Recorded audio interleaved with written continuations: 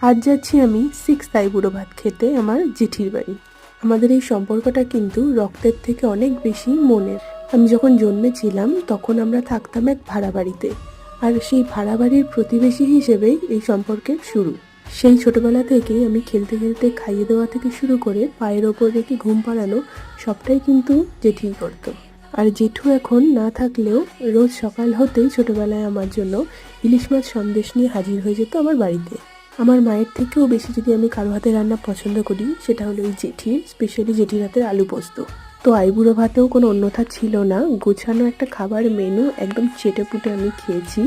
আর তার সাথে পেয়ে গেছি কিউট কিউট দুটো গিফট।